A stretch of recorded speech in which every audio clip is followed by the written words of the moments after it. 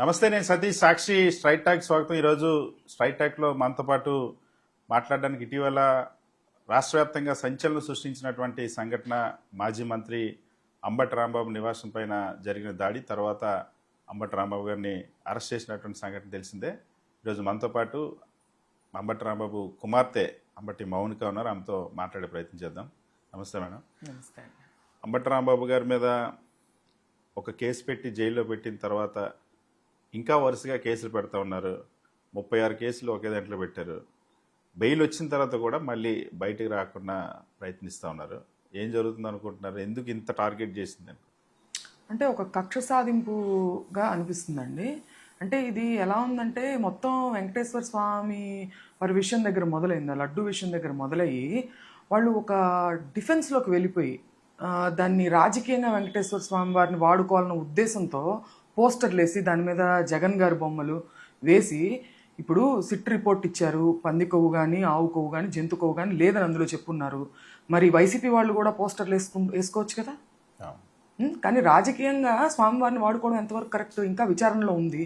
So దానికి సంబంధించి వాళ్ళు పోస్టర్లు వేసే అంత డెస్పరేషన్, ఒక డిఫెన్స్లోకి వెళ్ళిపోయి రాజకీయంగా ఆయన వాడుకోవాలన్న ఉద్దేశంతో స్వామివారిని చేస్తున్నటువంటి ఏదైతే పని ఉందో దాన్ని రాంబాబు గారు ప్రశ్నించడం జరిగింది. అది ప్రజల్లోకి వెళ్తుంది బలంగా. కాబట్టి నోరు నొక్కేయాలి, ఈయనది ఎట్లయినా ఈయన అణిచేయాలి, ఇబ్బంది పెట్టాలి, బెదిరించాలి. ఈయనేమో భయపడే వ్యక్తి కాదని చెప్పి ఆయనకి వాళ్ళకి బాగా తెలుసు. ఎందుకంటే ఈయన కరెక్ట్గా ఉంటారు కాబట్టి నిజం మాట్లాడతారు. సో ఎటువంటి చీప్ టాక్టిక్స్ చేసి అంటే ఇళ్ల మీదకి వచ్చి కొట్టేసి భౌతికంగా మానసికంగా మనిషిని ఎదుర్కోలేక భౌతికంగా నిర్మూలించాలి, వాళ్ళ ఇంట్లో ఆడవాళ్ళ మీదకి వెళ్ళాలి అనేటువంటి ఇది వాళ్ళు ప్రయోగిస్తున్నారు. అలాగే ఇప్పుడు దాని మీద ఏదైతే బెయిల్ వచ్చినా కూడా ఇంకా పీటీ వారెంట్లు వేస్తూ ఆయన్ని అందులోనే పెట్టి మానసికంగా ఇబ్బంది పెట్టాలి అని వాళ్ళు ప్రయత్నిస్తున్నారు. కానీ అలాంటి వాటికి రాంబాబు గారు బెదరరు, అది అందరికీ తెలిసిన విషయమే. ఈ పీటీ వారెంట్ వేసినటువంటి కేసు చాలా ఆశ్చర్యంగా ఉంది. సంక్రాంతి సంబరాలతో బాగా రాంబాబు గారు నిర్వహిస్తారు, అది బాగా ఫేమస్ అందరికీ. సంక్రాంతి సంబరాల పేరుతోనే కోట్లు కొల్లగొట్టేశారు, కోట్లు దోచేశారు అని ఈ కేసు. అది అసలు దీంట్లో ఎవరైనా బాధితులు ఉన్నారా ఏంటి మేడం? ఆ కేసు ఏంటి? అంటే ఇప్పుడు గెలిచినప్పుడే కాదండి, ఓడినప్పుడు కూడా ఆయన సంక్రాంతి సంబరాలు చేస్తారు. ఇటీవల కూడా మీరు చూస్తుంటారు. అదేంటంటే పార్టీ క్యాడర్ని కానీ మన కార్యకర్తలను కానీ ఉత్సాహపరచాలనేటువంటి ఉద్దేశంతో వాళ్ళు ఒక మోటివేషన్ ఇవ్వాలనే ఉద్దేశంతో ఆయన చేస్తుంటారు. అయితే ఇప్పుడు నేను అనేది ఏంటంటే అలాంటిది ఏదైనా జరిగి ఉంటే ఇప్పుడు వీళ్ళ గవర్నమెంట్ వచ్చినప్పటి నుంచి ఇప్పటిదాకా ఎందుకు వాళ్ళు యాక్షన్ తీసుకోలేదు? ఇప్పుడే పీటీ వారెంట్లు వేసి ఆయన రిమాండ్ ఎక్స్టెండ్ చేసేదానికి ఎందుకు దాన్ని ఉపయోగిస్తున్నారు? ముందే చేసి ఉండొచ్చు కదా. రాంబాబు గారిని అరెస్ట్ చేయాలని చాలాసార్లు అనుకున్నట్టున్నారు. ఆయన గతంలో ఇంటర్వ్యూస్లో కూడా చెప్పారు రకరకాల కేసులు పెట్టారని. ఆ కేసులన్నీ ఏం వర్కౌట్ కాలేదా? అదే కదండి దాని అర్థం. ఉండుంటే ఖచ్చితంగా ఈ పాటిగా ఇబ్బంది పెట్టేవాళ్ళు ఆయన ఎక్కడ దొరుకుతారా అని చెప్పి కూర్చున్నారు. ఆయన ఎక్కడ దొరకట్లేదు. ఆయన మీదకి జనాన్ని ఉసిగొలిపి పంపించారు, వాళ్ళ కార్యకర్తలను కానీ పార్టీ శ్రేణులను కానీ. ఏంటి, వెంకటేశ్వర స్వామి వారిని పూజించుకొని తిరిగి వస్తున్నప్పుడు ఆయన మీద దాడి చేసే ప్రయత్నం. ఆయన ఏమి ప్రెస్ మీట్ పెట్టి ఎవరిని తప్పుగా మాట్లాడలేదండి. చంద్రబాబు నాయుడు గారు మాట్లాడున్నారు పబ్లిక్ మీటింగ్ లో, అనిత గారు మాట్లాడున్నారు, లేకపోతే బండారు సత్యనారాయణ గారు ఆయన మాట్లాడున్నారు. ప్రెస్ మీట్లో మాట్లాడినవి ఇవి. ఆయన ఏం ప్రెస్ మీట్ లో మాట్లాడలా. ఆయన దారిని ఆయన వెళ్తుంటే ఆయన మీద మూకుమ్మడిగా జనం దాడి చేసినప్పుడు అవతల వచ్చిన వాళ్ళు ఏమి రామనామాలు మాట్లాడలేదండి. వాళ్ళు ఎంత గ్రాంధికంగా మాట్లాడారో ఆవిడ మీరు చూడొచ్చు, వందనాదేవి గారు. దానికి ఆయన ఒక రియాక్షన్ గా, it is just a reaction, human reaction గా ఆయన అలా స్పందించడం జరిగింది.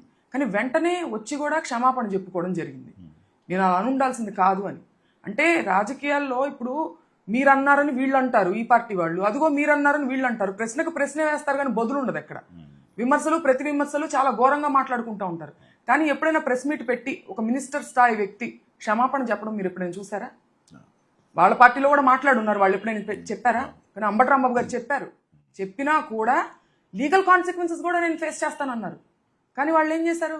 లా అండ్ ఆర్డర్ని బ్రేక్ చేసి భౌతికంగా ఆయన నిర్మూలించాలి, హతమార్చాలి అని చెప్పి వాళ్ళు చేసినటువంటి ప్రయత్నం ఇవాళ అందరూ చూశారు. ఇవాళ అంబటి రాంబాబు గారి ఇంటిపైన జరిగిన దాడి, ఆ రోజు మీ ఇంటిపైన జరిగినటువంటి దాడి, నిప్పు పెట్టినటువంటి సంఘటనకు సంబంధించి ఎవరైనా అరెస్ట్ చేశారు ఇప్పటివరకు? లేదండి. ఎంత ఘోరం అంటే ఎంత ఒక సైడ్ మాత్రమే పార్షాలిటీ చూపిస్తూ ఎంత ఘోరంగా వ్యవహరిస్తుంది అనేది అది చూస్తేనే అర్థమవుతుంది. అంటే ఇవి చాలా serious cases, attempt to murder, ఒక ఫైర్ సెట్ చేయడము, ఇటువంటి సీరియస్ కేసుల్ని వాళ్ళు దాడి ఇక్కడ జరిగింది, క్లియర్ కట్ గా మొత్తం లైవ్ లో టెలికాస్ట్ అయింది. దీనికి సంబంధించి చాలా చిన్నటువంటి పెటీ కేసెస్ పెట్టి స్టేషన్ బెయిల్ ఇచ్చి వాళ్ళని పంపించేయడం జరిగింది. అంటే ఇంతమందిలో ఎమ్మెల్యే వచ్చారు, ఎమ్మెల్యే భర్త వచ్చారు, వాళ్ళు ఎవరిని కూడా అరెస్ట్ చేసిన దాఖలాలు లేవు. ఎవరిని ఎటువంటి యాక్షన్ లేదు, బయటే తిరుగుతున్నారు, మీరు చూస్తున్నారు కదా. తరువాత కూడా కూర్చుని ప్రత్యక్ష ప్రసారాల్లో వాళ్ళు బెదిరింపులకు దిగుతున్నారు. అంటే చూడండి. కానీ తెలుగుదేశం పార్టీ ఎమ్మెల్యే గల్లా మాధవిని ఆయన హస్బెండ్ ని ఒక హీరోలాగా చూపిస్తా ఉన్నారు, దాడి చేయడం కరెక్టే అని సమర్థించుకుంటున్నటువంటి పరిస్థితి. అంటే వాళ్ళు ఎంత చేసినా మనకు ఒక ఆత్మవిమర్శ ఉండాలి. ప్రజా జీవితంలో ఉన్నప్పుడు ఒక బాధ్యత కలిగినటువంటి శాసనసభ్యురాల్లాగా ఆవిడ ఉన్నప్పుడు ఆవిడ కొంచెం బాధ్యతగా ఆలోచించాల్సినటువంటి అవసరం ఉంది.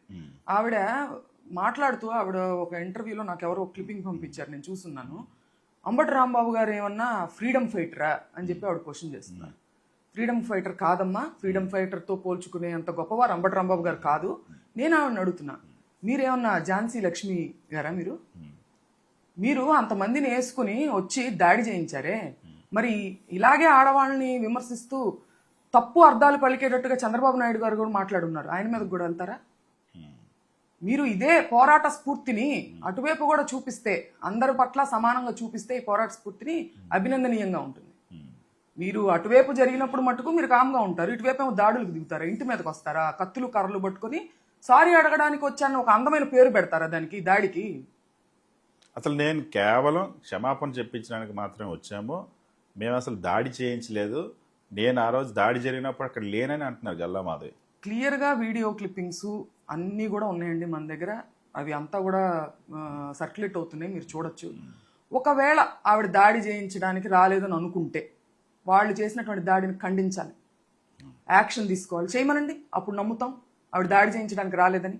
దాని మీద ఏ యాక్షన్ తీసుకోకుండా, దాన్ని ఖండించకుండా మళ్ళీ వస్తామని మీరు అంత బహిర్గతంగా ఒక ప్రజాస్వామ్యంలో కూర్చుని మీరు బెదిరిస్తున్నారే, ఏంటి మీ ధైర్యం అని అంటున్నా. నేను వాళ్ళ అంబటి రాంబాబు గారు కూతురుగా మాట్లాడట్లా, ఒక ఓటు హక్కు ఉన్నటువంటి సిటిజన్ గా నేను మాట్లాడుతున్నా.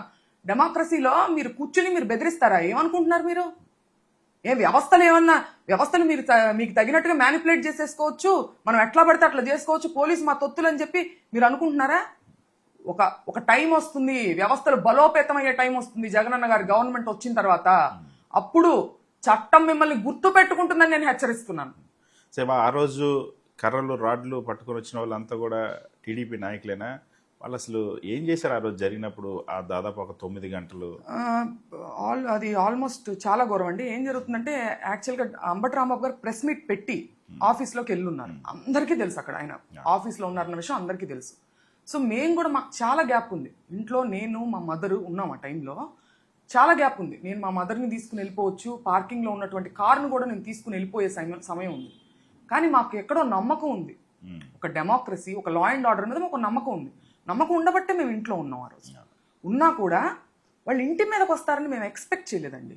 అసలు ఎంత నీచమైన చర్య అంటే, వాళ్ళ ఇంటి మీదకి మగవాళ్ళు 200-300 మగవాళ్ళు ఇంటిని చుట్టుముట్టారు. ఎవరి పర్యవేక్షణలో? ఒక స్త్రీ, ఒక మహిళా శాసన సభ్యురాలి పర్యవేక్షణలో చుట్టుముట్టి విపరీతమైన బూతులు తిడుతూ, దాడి చేస్తూ, గట్టిగా అరుస్తూ, ఇది ఏదో కాసేపు జరిగి ఆగిపోలేదండి.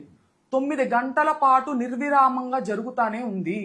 విడతలుగా వీళ్ళు వెళ్ళడం, పక్కనే ఉన్నటువంటి ఒక టీడీపీ సభ్యుడు కార్యకర్త ఇంట్లో వీళ్ళకి రిఫ్రెష్మెంట్స్ ఏర్పాటు చేసి, డ్రింక్స్, వాళ్ళకి కూల్ డ్రింక్స్, మందు, గంజాయి ఇటువంటి ఏర్పాటు చేసి వాళ్ళని విడతల వారీగా పంపిస్తూ జరిగింది.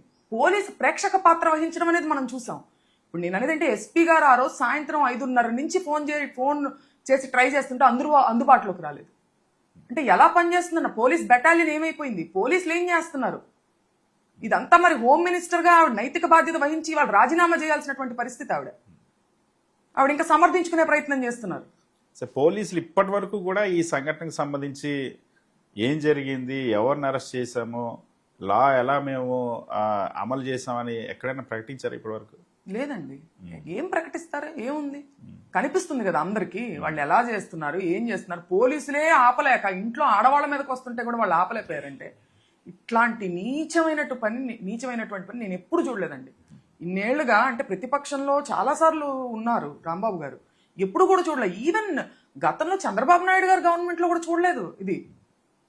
మరి ఇది ఎవరి ప్రోత్సాహంతో జరుగుతుందో అర్థం కావట్లా. సో దీని వెనక ఎవరున్నారంటారు? ఇది ఒక కుట్రపూరితంగా ఒక పథకం ప్రకారం జరిగిందా, లేదా అదొక రియాక్షన్ లాగా జరిగింది అనుకుంటున్నారు? రియాక్షన్ లాగా జరిగినా, నేను అనేది ఏంటంటే రియాక్షన్ జరిగితే వాళ్ళ మీద కూడా జరిగి ఉండాలిగా. ఇప్పుడు గతంలో లోకేష్ గారు పోలీసుల సమక్షంలో జగన్ గారి మీద ఎట్లాంటి అశ్లీల వ్యాఖ్యలు చేశారో చూసారుగా. అప్పుడు రియాక్షన్ వచ్చిందా? రియాక్షన్ ఉంది. రియాక్షన్ ఇప్పుడు మనం కూడా పర్మిట్ చేస్తే చేద్దురు కదా. మనం అట్లాంటి మాటలు కూడా మాట్లాడరాదు డెమోక్రసీలో. నేను అనేది మరి ఎందుకు ఆ రోజు ఆయన మీద దాడులు జరిగినాయా? చంద్రబాబు నాయుడు గారు కూడా అనున్నారు ఆయన మీద ఏమైనా దాడులు జరిగినాయా? ఇవాళ రియాక్షన్ వస్తే వీళ్ళు కంట్రోల్ చేయలేకపోయారా? వీళ్ళు ప్రోత్సహించి గ్యాదర్ చేసి పంపించారని ఆవిడే చెప్తున్నారు.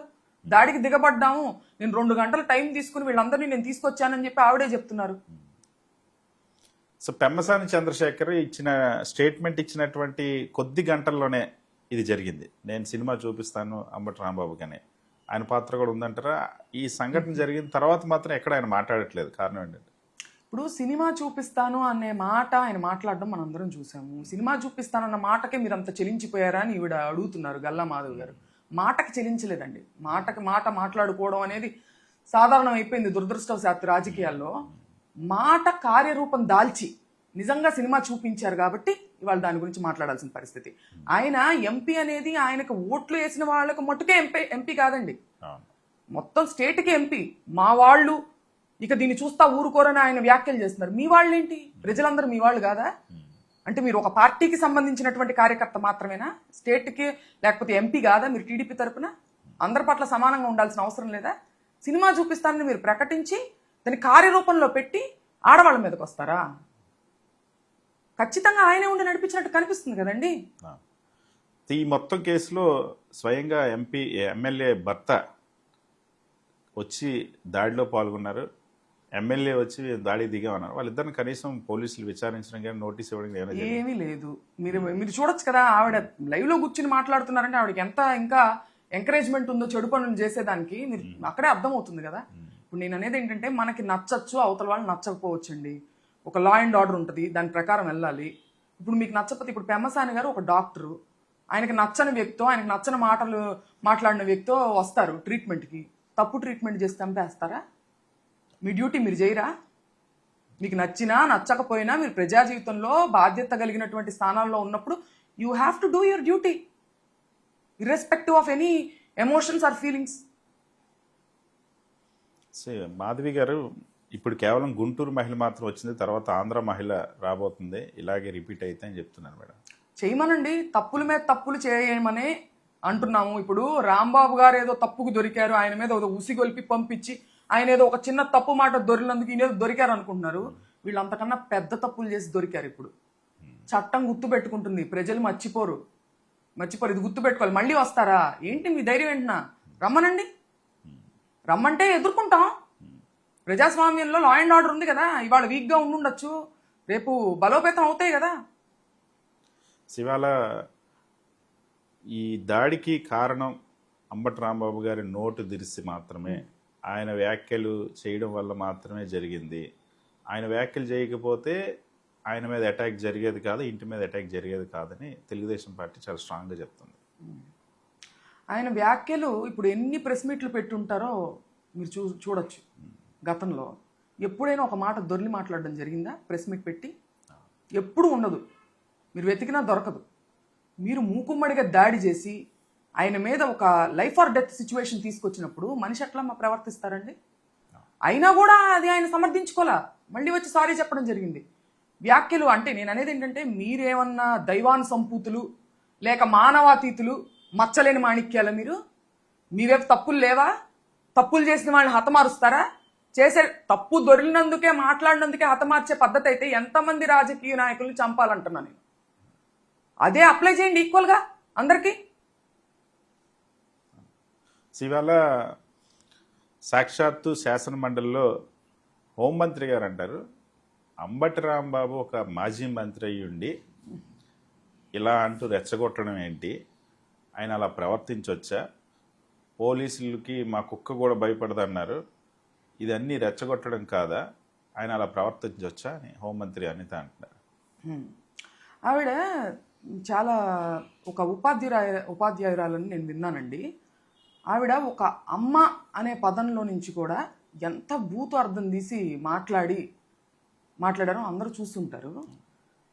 ఇలా అన్నటువంటి దానిలో నుంచి ఆవిడ రాంగ్ మీనింగ్ తీయడంలో నేనేం ఆశ్చర్యపోవట్లేదు. ఎందుకంటే అమ్మ అనే పదానికి అంత వక్రభాష్యం పలికారు ఆవిడ.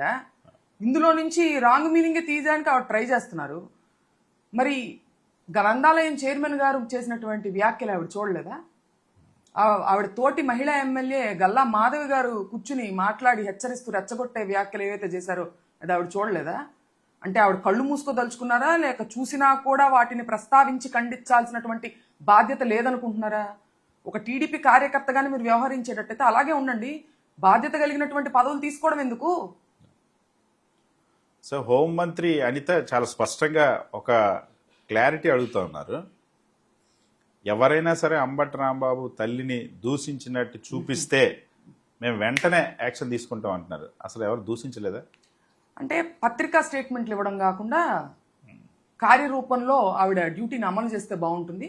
ఎలా సర్క్యులేట్ అవుతున్నాయో మీరు చూడొచ్చు. వాళ్ళ పార్టీ వాళ్లే కర్రలు రాడ్లు పట్టుకొని ఫోటోలు దిగి దాన్ని చాలా గొప్పగా వాళ్ళు సర్క్యులేట్ చేశారు సోషల్ మీడియాలో. ఆవిడ చేరలేదా? అంటే ఒక పక్కన మాత్రమే ఆవిడ చూడదలుచుకున్నారా? పంపిస్తాం, ఆవిడ పిఏ నెంబర్ ఏదైనా ఉంటే కూడా మేము పంపిస్తాము. ఎటువంటి యాక్షన్ తీసుకోబోతున్నారు అనేది కూడా ఆవిడ తెలియజేయాలి. ఏదో తర్వాత సైలెంట్ అయిపోవడం కాదు, ఒక స్టేట్మెంట్ ఇచ్చేసేసి తెలియజేయాల్సిన అవసరం ఉంది.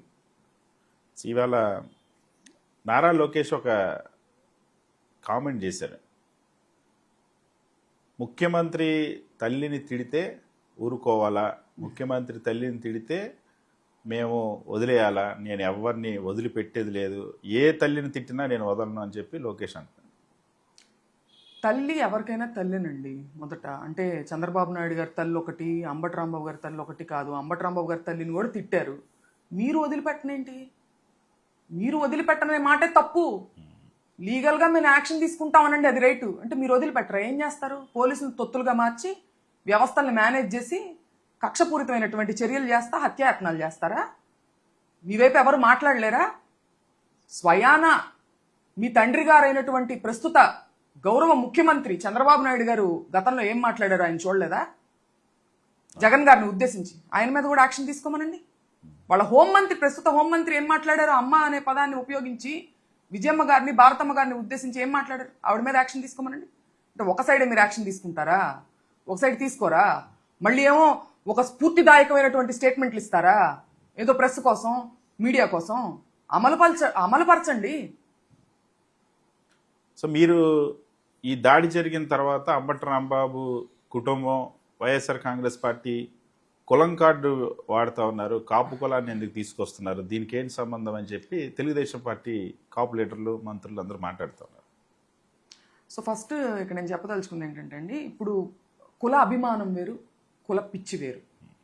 దీని మధ్యలో ఉన్నటువంటి వ్యత్యాసాన్ని అర్థం చేసుకునేటువంటి పరిపక్వత కానీ, మానసిక వికాసం కానీ వాళ్ళకి దేవుడు ప్రసాదించాలని ముందుగా కోరుకుంటూ, వాళ్ళు మా మీద దాడి చేసినప్పుడు, ఎవరైతే ఈ గూండాల రౌడీలు దాడి చేసినారో వాళ్ళు కాపు అని చెప్పి ప్రస్తావనతో పాటు బూతుల్ని దానికి జోడించి మమ్మల్ని తిట్టడం జరిగింది.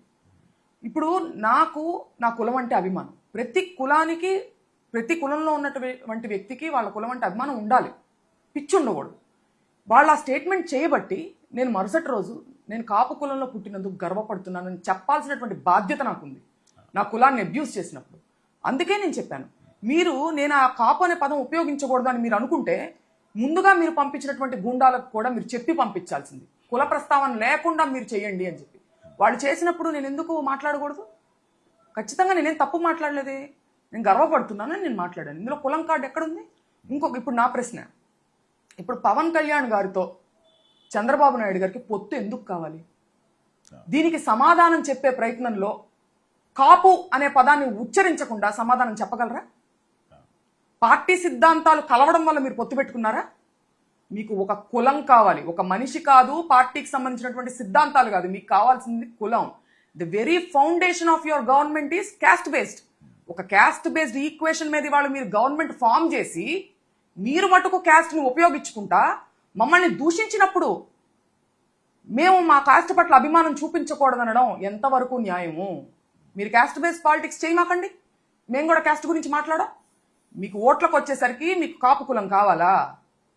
దాన్ని అడ్వాంటేజ్గా తీసుకుని పవన్ కళ్యాణ్ గారు మీ పట్ల ఉన్నారు కదా అని ఒక అడ్వాంటేజ్ తీసుకుని మీరు కాపు కులం అనే పేరు పెట్టి మమ్మల్ని దూషిస్తారా? మీకు ఎవరిచ్చారంట హక్కు? ఇవాళ కాపు అనే కాదు, ఏ కులాన్నైనా పేరు పెట్టి దూషించే హక్కు ఎవరికి ఇచ్చారు? పవన్ కళ్యాణ్ గారు సపోజ్ ఫర్ ఎగ్జాంపుల్ కాపు కులానికి చెందినటువంటి వ్యక్తి కాదు, ఈ పొత్తు ఉండేదా? ఒక కమ్మ కులానికి చెందినటువంటి వ్యక్తి అయి ఉంటారు, సిద్ధాంతాలు కలుస్తాయి, అయినా పొత్తు పెట్టుకుంటారా? మీరు ఈ ప్రశ్నించినప్పుడు జనసేన నుండి ఒక రియాక్షన్ వచ్చింది. నాగబాబు గారు మాట్లాడుతూ అంబటి రాంబాబు ముఖ్యమంత్రి తల్లిని తిడితే అరెస్ట్ చేయక ముద్దు పెట్టుకుంటారా అని మాట్లాడారు ఆయన. ఇప్పుడు అంబటి రాంబాబు గారు చంద్రబాబు నాయుడు గారిని అనలేదని ఆయన క్లారిటీగా చెప్పడం జరిగింది. ఒకవేళ అన్నారు అని మీరు అనుకున్నా లీగల్గా కాన్సిక్వెన్సెస్ ఫేస్ చేస్తానని కూడా చెప్పడం జరిగింది. లీగల్గా కాన్సిక్వెన్సెస్ ఫేస్ చేస్తారుగా. జరిగిన దాడి గురించి నాగబాబు గారు మాట్లాడరే, దాన్ని ఖండించరే, దాడిని ఖండించాల్సినటువంటి అవసరం లేదా? సరే, ఇప్పుడు చంద్రబాబు నాయుడు గారు అమ్మని తిడితే ముద్దు పెట్టుకుంటారా, జైల్లో పడేస్తారా అని ఆయన అంటున్నారు. మీ అమ్మగారిని తిడితే ఏం చేస్తారు? నేను అడుగుతున్నా, చెప్పమనండి ఆయన్ని. మీ అమ్మగారిని తిడితే మీరేం చేస్తారు? మీరు ఖచ్చితంగా ముద్దే పెట్టుకుంటున్నారు. ఇప్పుడు మీరు ఖచ్చితంగా ముద్దే పెట్టుకుంటున్నారని కూడా తెలియజేస్తున్నాను ఆయనకి. ఇంతకుముందు నారా లోకేష్ తిట్టిచ్చారని కూడా ట్వీట్లు చేశారు కదా పవన్ కళ్యాణ్. అదే అంటే నేను అనేది ఏంటంటే, మీ అమ్మగారి, ఇప్పుడు సీఎం గారి అమ్మగారి మీద ఉన్నటువంటి గౌరవం మీ అమ్మగారి మీద కూడా కొంత చూపిస్తే బాగుంటుందని నాగబాబు గారికి తెలియజేస్తున్నా. సరే, అంబటి రాంబాబు కాపు సమాజ వర్గం నుండి వచ్చిన నాయకుడు, ఒక టైగర్లా బ్రతికాడని జగన్మోహన్ రెడ్డి గారు చెప్తే అప్పుడు రియాక్షన్ మొదలయ్యి టైగర్ ఎలా అవుతాడు, అంబటి రాంబాబు టైగర్ ఏంటి, ఆయనకి కాపు కులం అంటే గిట్టదు అని ఒక ప్రచారం చేస్తూ ఉన్నారు. కాపు కులం అంటే గిట్టదంటే అంటే ఏంటండి, ఇప్పుడు ఒక ఇంటి పెద్దలాగా ఇప్పుడు మనం ఎంతసేపు మన ఇంట్లో వాళ్ళని పొగుడుకుంటేనే కాదు కదా, మనలో ఉన్నటువంటి ఒక కన్స్ట్రక్టివ్ క్రిటిసిజం అనేది ప్రతి కులానికి ఉంటుంది. సో ఒక ఇంటి పెద్దలాగా ఆయన కొన్ని విషయాలు మాట్లాడడం జరిగింది. దాన్ని వీళ్ళు ఇప్పుడు నాగబాబు గారు ఒకటి అన్నున్నారు, నేను నాస్తికుణ్ణి, అసలు దేవుడే లేరు అన్నారు. ఇవాళ వచ్చి నేనేమో హైందవ ధర్మం పాటిస్తానంటున్నారు. అంటే ఆయన మటుకు అంత వ్యత్యాసం చూపించవచ్చు. ఇక్కడ వ్యత్యాసం ఏం లేదండి. స్టిల్ ఒక ఇంటి పెద్దగా ఆయన ఒక కన్స్ట్రక్టివ్ క్రిటిసిజంలో భాగంగా మాటలు అనున్నారు. కాపు కులమే ఇష్టం లేదంటే మరి ముద్రగడ గారి మీద దాడి జరిగినప్పుడు కానీ ఆయన ఎట్లా ప్రవర్తించారు, రాంబాబు గారు ఎట్లాంటి బాధ్యతలు తీసుకుని ఉన్నారో కూడా మీరు చూడొచ్చు. సరే, మీరు ఎప్పుడైతే రాంబాబు గారిని జైల్లో పెట్టిన తర్వాత అంబటి మౌనిక మాట్లాడుతూ ఉన్నారు, ఆ కుటుంబం తరపున మాట్లాడుతూ ఉన్నారు, అంబటి రాంబాబు గారి తరపున మాట్లాడుతూ ఉన్నారు. ఇప్పుడు మిమ్మల్ని కూడా టార్గెట్ చేసినట్టున్నారు, సోషల్ మీడియాలో మిమ్మల్ని కూడా ట్రోల్ చేస్తూ ఉన్నారు, చాలా కామెంట్స్ కూడా చేస్తున్నట్టున్నారు కదా, అవన్నీ ఎలా రిసీవ్ చేసుకుంటారు? అంటే ఇప్పుడు కొత్త కాదండి, ఇది గతంలో కూడా జరిగింది. దీని మీద కంప్లైంట్స్ ఇచ్చున్నాం. అంటే ఒక ప్రముఖ టీవీ ఛానల్కి సంబంధించినటువంటి యాంకర్ గారు లైవ్లో కూర్చుని నన్ను క్వశ్చన్ వేయడం జరిగింది. ఆయన ఏమన్నారంటే, మా పార్టీకి సంబంధించినటువంటి ఈ వ్యక్తుల మీద దాడి జరిగినప్పుడు కానీ మీరు మాట్లాడలేదు, ఇలా జరిగినప్పుడు కానీ మీరు మాట్లాడలేదు, ఇప్పుడు ఎందుకు వచ్చి మాట్లాడుతున్నారు అని అన్నారు. ఆయన తెలుసుకోవాల్సిన విషయం ఏంటంటే, మేము ఇంకా చాలా విషయాలకు మాట్లాడలేదు. అందులో మీ పార్టీకి సంబంధించినటువంటి అయ్యన్న పాత్రులు గారు ఎంత జిగుప్సాకరంగా తండ్రిని కూతురిని సంబంధించి ఎట్లాంటి వ్యాఖ్యలు ట్వీట్ చేశారో మీరు చూడొచ్చు. అప్పుడు కూడా మేము మాట్లాడలేదండి. మా ఇంటి మీదకి వస్తూ ఇంటి చుట్టూ రౌడీలు తిరుగుతూ 2014 ఎంపీపీ ఎలక్షన్ అప్పుడు ఎంపీటీసీని కిడ్నాప్ చేసే ప్రయత్నంలో అంబటి రాంబాబు గారి మీద దాడి చేసినప్పుడు కూడా మేము మాట్లాడలా. మా అమ్మగారిని నన్ను ట్రోల్ చేస్తున్నప్పుడు కూడా మేము మాట్లాడలా. మేము అటు మాట్లాడలా, ఇటు మాట్లాడలా. కానీ మీరు అటు మాట్లాడారుగా అప్పుడు. మరి ఇప్పుడు దీన్ని ఖండించాల్సినటువంటి బాధ్యత మాకన్నా మీకు ఎక్కువ లేదా? విపరీతమైన ట్రోలింగ్ చేస్తారు.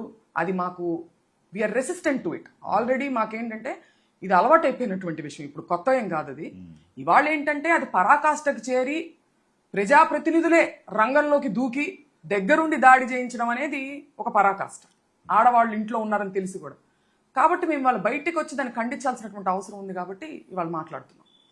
ఈ కేసులు పెట్టేటువంటి ఆ క్రమంలో, అంబటి రాంబాబు గారి మీద కేసులు పెట్టేటువంటి క్రమంలోనే పాత కేసులు ఇంకా తీసుకొస్తాం, ఇంకా కేసులు పెడతాం, ఇంకా చాలా పీటీ వారెంట్లు ఉన్నాయి, ఇంకా చాలా రోజులు జైల్లో పెడతామని చెప్పేసి అంటున్నారు. వాటి అన్ని సిద్ధంగా ఉన్నారా మీరు, అంబటి రాంబాబు గారు? ఖచ్చితంగా సిద్ధంగా ఉన్నారని ఆయన కూడా చెప్పారు. ఇప్పుడు ఆయన రెడ్ బుక్కి నేను భయపడిన అన్నారు, లా అండ్ ఆర్డర్ కాదు. ఆయన తప్పు చేస్తే సారీ చెప్పారు.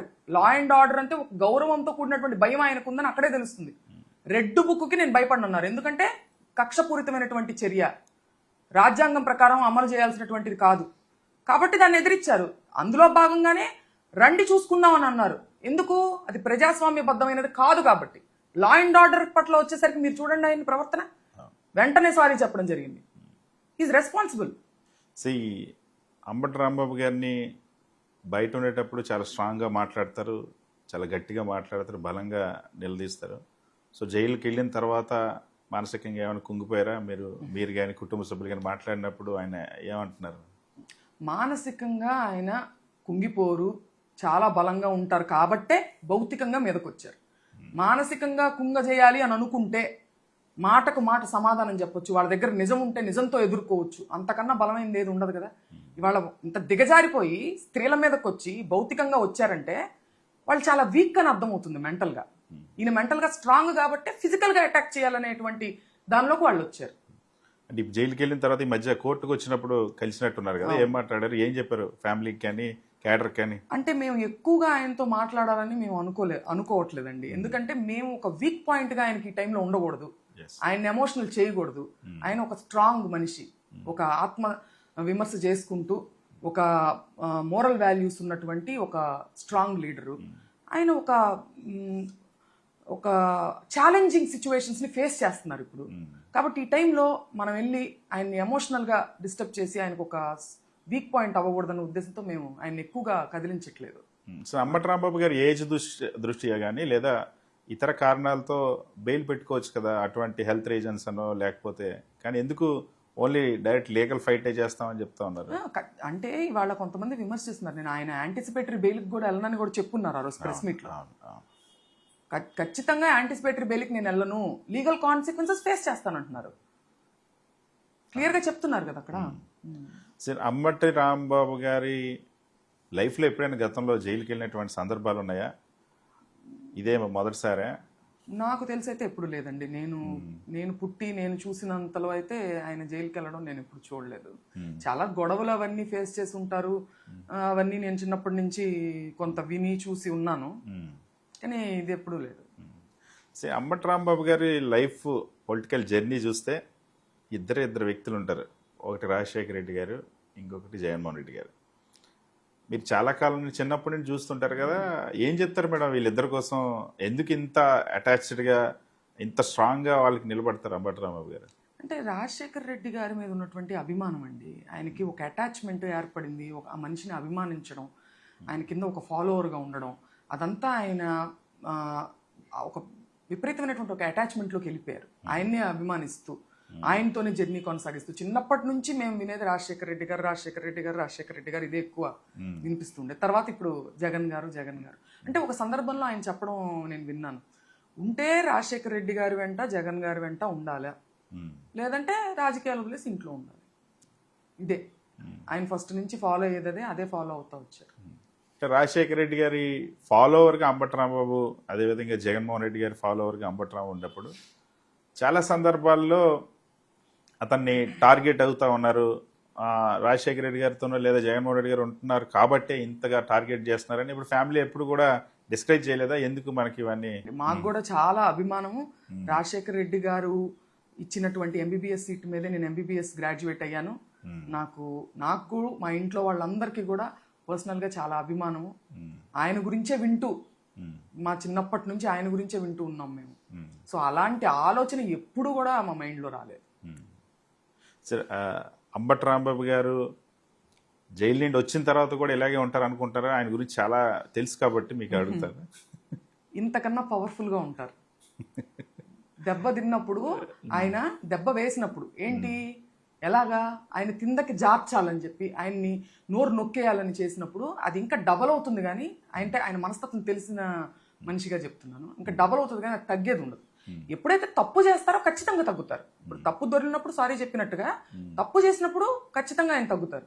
తప్పు లేనప్పుడు అసలు తగ్గే మనిషే కాదు ఆయన. అంటే జైలుకి వెళ్ళిన తర్వాత కూడా, జైల్లో పెట్టిన తర్వాత, ఇంత అటాక్ జరిగిన తర్వాత కూడా అంబటి రాంబాబు గారు ఇంకా తగ్గేదా లేదని అనడం అవసరమా, ఇది రెచ్చగొట్టడం కాదా అని చాలా మంది మాట్లాడుతున్నారు టీడీపీ వాళ్ళు. అంటే విపరీతమైన కేసులు పెట్టేసేసి పాశవికంగా బిహేవ్ చేశారు, ఇక్కడ అటాక్ చేశారు, అది కాకుండా కేసులు పెట్టి ఇంకా కక్షపూరితంగా ఇంకా చేస్తున్నప్పుడు ఆయన నాకు ఆత్మస్థైర్యం ఉందని చెప్పి క్యాడర్కి కానీ శ్రేణులకు కానీ మెసేజ్ ఇవ్వాలి కదా.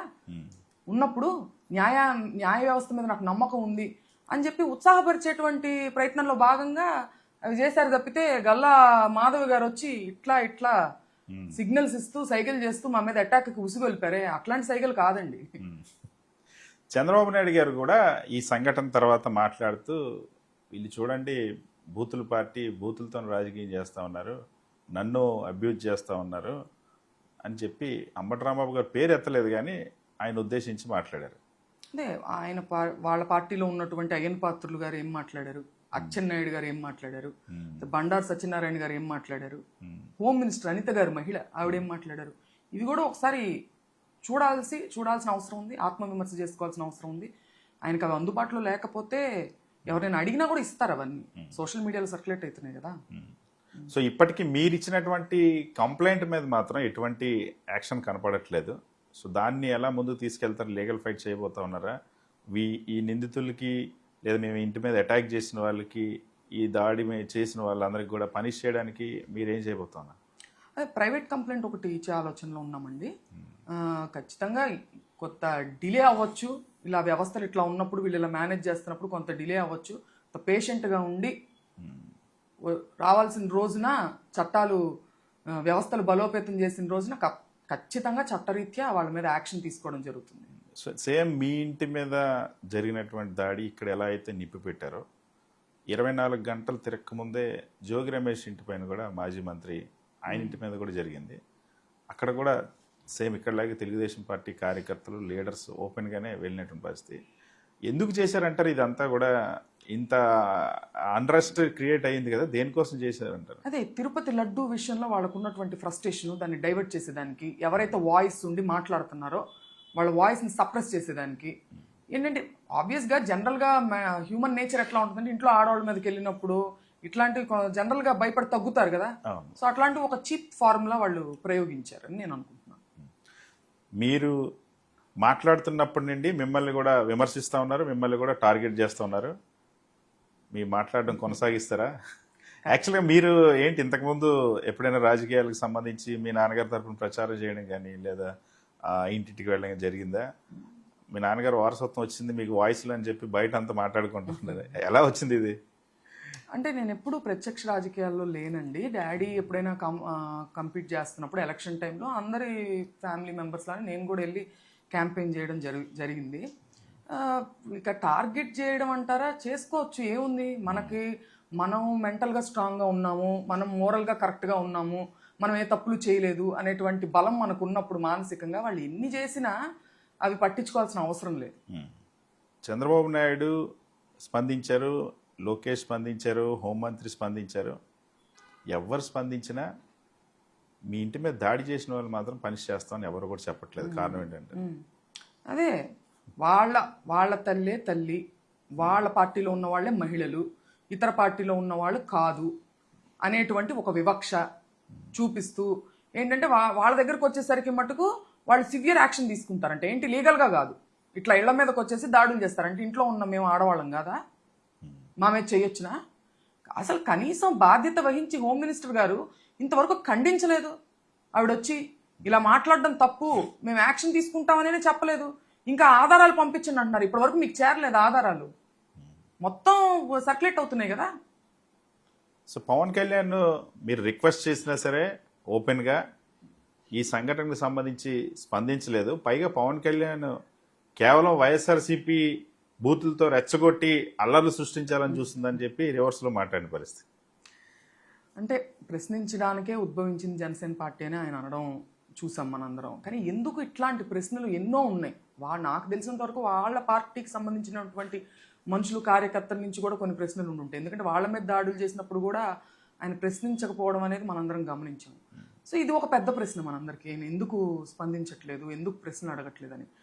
బట్ ఆయన రియలైజ్ అయ్యి ఆయన విఘ్నతకే వదిలేస్తున్నాం. ఆయన రియలైజ్ అయ్యి ఇది ఖండించాలి, ప్రశ్నించాల్సిన అవసరం ఉంది ఒక డిప్యూటీ సీఎంగా అని చెప్పి అనుకుంటున్నాం అండి. సో అంబటి రాంబాబు గారి మీద కక్ష సాధింపు అక్రమ కేసులు ఇక్కడ తాగుతాయి అనుకుంటున్నారా? చూడాలండి, వేచి చూడాలి. ఇంకా ఇంకా వాళ్ళు తప్పులు చేయాలి, మనం ఇంకా ఇంకా దొరికిపోవాలని వాళ్ళు అనుకుంటే మనం చేయగలిగింది ఏముంది? వాళ్లే తప్పులు చేయడానికి అంత సిద్ధపడినప్పుడు ఏ తప్పు చేయని వాళ్ళు మనం భయపడాల్సిన అవసరం లేదు కదా. సో ఈ అటాక్ జరిగిన తర్వాత తెలుగుదేశం పార్టీ సోషల్ మీడియా యాక్టివిస్టులు ఒక పోస్ట్ పెట్టారు మేడం. ఆ రోజు కానీ గల్లా మాధవికి గల్లా రామచంద్రరావుకి అంబటి రాంబాబు దొరికిండుంటే అంత్యక్రియలు అయిపోయావని చెప్పేసి ఒక పోస్ట్ పెట్టారు. దాన్ని ఎలా చూస్తారు? అంటే ఒకటి వాళ్ళు గుర్తు పెట్టుకోవాల్సిన విషయం ఏంటంటే అండి, ఆయన ఏదో వేరే వృత్తిలో ఉండి అంబటి రాంబాబు గారు అందులో డబ్బు సంపాదించుకొని కంఫర్టబుల్గా ఉన్న తర్వాత రాజకీయాలను ఎంచుకోవాలి. ఆయన రాజకీయాలే ప్రథమంగా ఫస్ట్ నుంచి ఆల్మోస్ట్ రాజకీయాల్లో పుట్టి పెరిగారని చెప్పొచ్చు. అందులో రాటు తేలినటువంటి వ్యక్తి. డూ ఆర్ డై పరిస్థితి ఆయనకి. ఇవాళ ఏదో పెమ్మసాని గారు వేరే వృత్తిలో సక్సెస్ అయ్యో లేకపోతే వీళ్ళు వేరే వృత్తి చేసుకుంటానో ఇవాళ వచ్చారేమో కానీ ఆయన ఇవాళ ఎన్ని దెబ్బలు తిన్నా రాజకీయాల్లోనే ఉంటారు. అలాగే ఓడిపోయినా గెలిచినా ఇక్కడే ఉంటారు. సో అంత్యక్రియలు అంటే ఏంటంటున్నా, ఒక డెమోక్రసీలో మీరు హతమారుస్తారా? అందరినీ హతమార్చండి. అట్లాగే తప్పు దొరికిన ప్రతి వాళ్ళని మీరు హతమార్చండి. అలాగే మీ సైడ్ కూడా ఉన్నారు కదా, ఇంతకన్నా ఘోరంగా ప్రెస్ మీట్లలో మాట్లాడిన వాళ్ళు ఉన్నారు కదా, రెచ్చగొట్టకుండానే. వాళ్ళని కూడా మీరు హతమారుస్తారా? వెళ్ళి ఈ స్ఫూర్తి అక్కడ కూడా చూపిస్తారా? గల్లా మాధవి అటాక్ జరిగిన తర్వాత తెలుగుదేశం పార్టీ ఒక ర్యాంకింగ్ ఇచ్చింది. వాడికి ఈ రాష్ట్రంలోనే టీడీపీ ఎమ్మెల్యేల్లో చిట్ట చివరి ర్యాంక్ వచ్చింది. ఎందుకంటారు, బయట అటాక్ ముందు కానీ అటాక్ తర్వాత కానీ ఎమ్మెల్యే గురించి ఇక్కడ ప్రజలు ఏమనుకుంటారు? అంటే ఆవిడ బహుశా ఆవిడ వర్క్ బాగోలేదు, ఇలాంటి ర్యాంకింగ్ వస్తుందని ఆవిడకి ముందుగానే తెలిసేమో. తెలిసి వాళ్ళని ఇంప్రెస్ చేసేదానికి ఆవిడ ఇంత అత్యుత్సాహం చూపించారేమో అని కూడా డౌట్ వస్తుందండి. అంటే ఈ రకంగా అయినా ఇంప్రెస్ చేద్దాం ఏమన్నా అని చెప్పి. ఇప్పుడు ఆవిడకి ఆ ర్యాంక్ వచ్చింది, మేము కూడా పోస్టర్లు వేస్తాం, ఒప్పుకుంటారా? ఆవిడకి ర్యాంకింగ్ వచ్చిందని మనం కూడా పోస్టర్లు వేస్తే ఒప్పుకుంటారా వాళ్ళు? వర్క్ మీద కూడా వాళ్ళు ఆవిడ చూపిస్తే బాగుంటుంది. ఈ రకంగా ఇంప్రెస్ చేయడం కాకుండా మీ డ్యూటీ మీరు డెలివరీ చేస్తే బాగుంటుందని అనుకుంటున్నాను. సో మీరు ఆవిడ ప్రశ్నించిన తర్వాత ఆవిడ మళ్ళీ మీకు సమాధానం చెప్తూ మీరంతా సింపతి కోసం ప్రయత్నిస్తున్నారని, లేకపోతే డైవర్షన్ చేయడానికి ప్రజల్లో తప్పుదో పట్టించడానికి ప్రయత్నిస్తున్నారని అంటున్నారు. తిరుపతి లడ్డూ విషయాన్ని డైవర్ట్ చేయడానికి మీరు చేశారు. మా ఇంటి మీద దాడి చేశారు. మేము అదే చెప్తున్నాం. మేము డైవర్ట్ చేసేది ఏముంది ఇందులో? జరిగిన వాస్తవాలను మేము చెప్తున్నాం. మీరు తిరుపతి లడ్డు పోస్టరు ప్రజల్లోకి వెళ్తుంది, ప్రశ్నిస్తున్నారు, దాన్ని డైవర్ట్ చేసేదానికి మీరు ఇది చేశారు. Thank you so much madam.